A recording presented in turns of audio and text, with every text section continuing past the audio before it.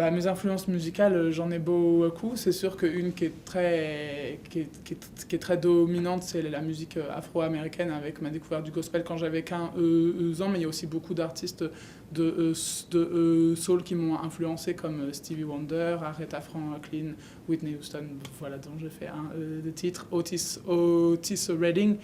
Et la particularité de tous ces artistes, c'est qu'ils sont vraiment dans la spontanéité. C'est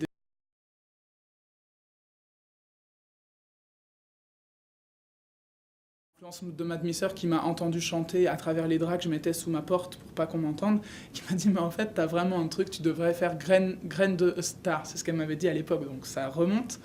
Et c'est à partir de là où je me suis dit mais en fait c'est vrai j'adore tellement chanter, pourquoi je deviens pas chanteur. Et du coup, voilà, j'ai toujours chanté, mais je me suis dit là je vais le faire pour les gens.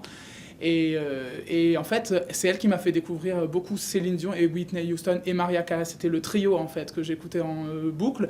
Et Whitney Houston, après, j'ai découvert le gospel. Et du coup, j'ai eu l'impression de découvrir ce qui me plaisait chez Whitney Houston. Puisque elle, le gospel, c'est resté avec elle toute sa vie. Et elle a été baignée dedans. Donc Whitney Houston, j'ai arrêté d'écouter beaucoup. Puisque j'étais vraiment dans le gospel et la soul plutôt ancienne.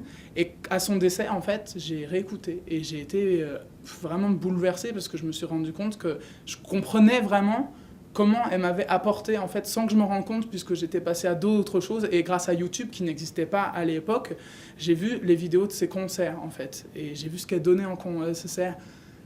Voilà, bon, pas particulièrement avant de tomber dans la drogue. Moi, mon époque, c'est vraiment 85-1992. Et c'est une personne, elle avait tout. On voit son premier live de télé, elle avait tout était là. Et donc, ça m'inspire beaucoup, quoi. C'est une personne qui m'inspire. Et en regardant ces vidéos, je me suis vraiment dit, mais en fait, si je veux avoir un prof de chant, c'est elle, quoi. Donc maintenant, je vais vraiment regarder ces vidéos et essayer vraiment de voir comment elle place ces choses et tout ça pour passer un niveau au-dessus. Parce que ça, c'était pas il y a longtemps, en fait. C'était il y a 1 an. Quand elle est décédée. Et ça m'a beaucoup inspiré, ça m'a vraiment nourri encore plus dans mon art.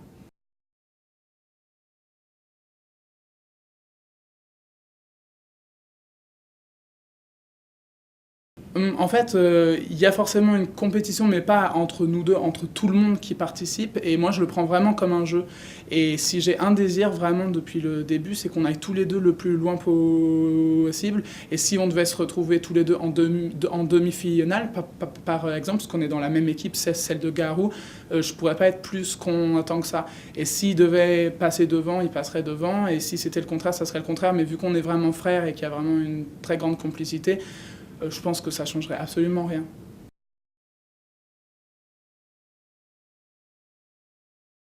Alors sur The Voice avec lui, et du coup avec quel artiste sinon c'est Stevie Wonder, clairement, pour qui j'ai eu la chance de faire les chœurs à Monaco il y a 3 ans avec 9 autres amis, puisqu'ils cherchaient une chorale de gospel.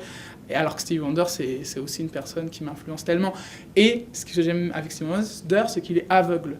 Donc il n'est pas dans le jeu de l'apparence et tout ça. Moi j'ai déjà fait un concert aux États-Unis où à la fin il y a une personne qui est venue me voir et qui m'a dit « Mais vous n'êtes pas aveugle ?»